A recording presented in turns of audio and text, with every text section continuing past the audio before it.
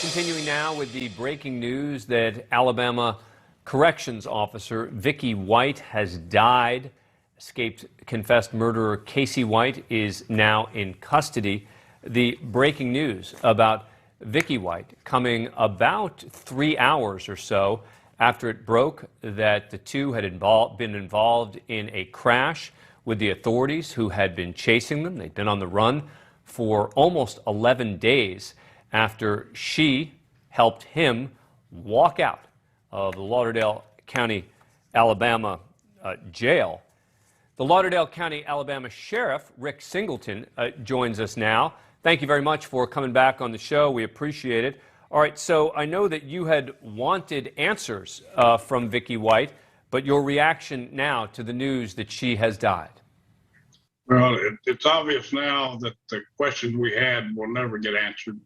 I found out about Vicky's demise just shortly before we came on the air.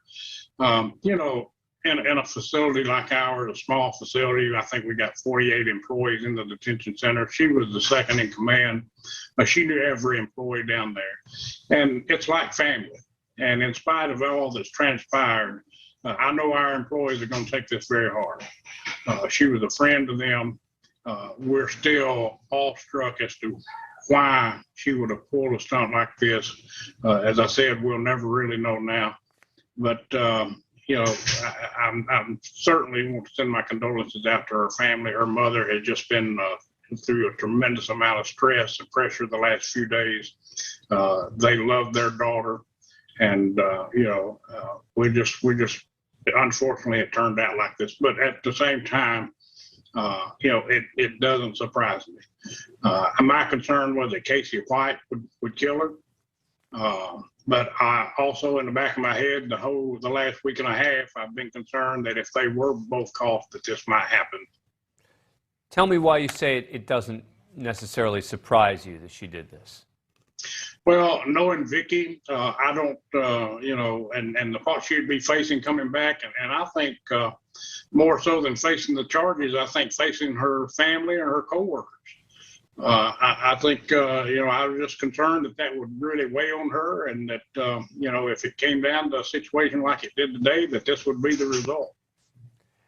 And the answers that you were seeking, what sort of answers were you looking for? I mean, the why would she do it, et cetera.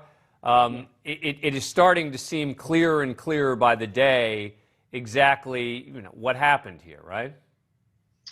It is, and yes, because the last 17 years, and y'all have heard me say it numerous times. I mean, she has an unblemished record. She was voted for of the last 7 years. She was voted the Supervisor Employee of the Year. This year, next week, when we present our annual awards, this year she was voted the Corrections Employee of the Year. So, it just come as a total shock to her law enforcement family here in the sheriff's office.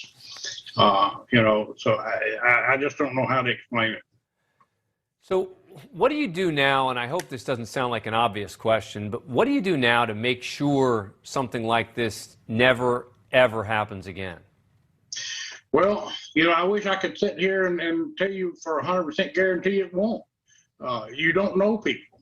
We've been working with Vicky White for 17 years. We thought we knew her. We thought she was trustworthy. We thought we could have full confidence in her, that we could count on her to do the right thing. And for 17 years, she proved to us that was the kind of person she was.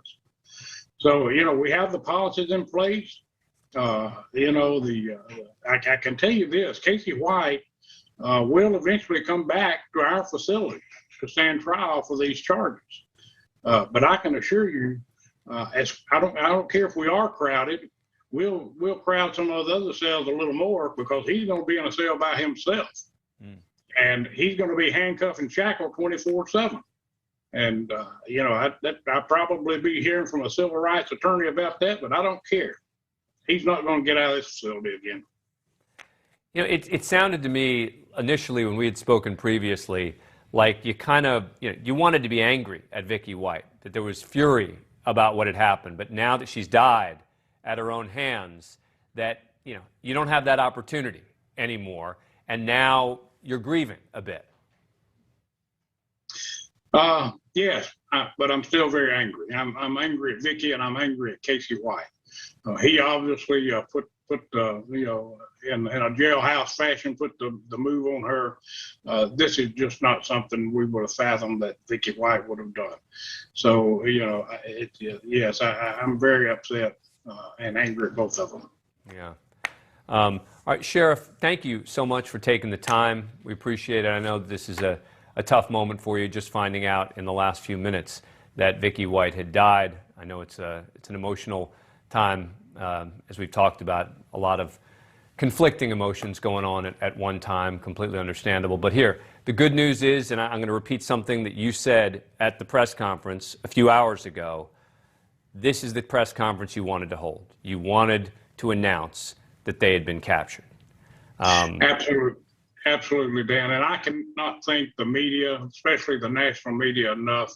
Y'all played a major role in bringing this to an end, getting the information out there for us, keeping it hot, keeping people alert to it. And it ultimately paid off. I always felt like it would be a tip that we would get from some citizen that would lead to this day. And we certainly appreciate the gentleman at the car wash for being alert and attentive and stepping up to the plate and giving us that one piece of information we needed to bring this to an end. Sheriff, thank you very much. Appreciate it. Thank you for watching. Click the red subscribe button below so you can get more of News Nation's fact-driven, unbiased coverage.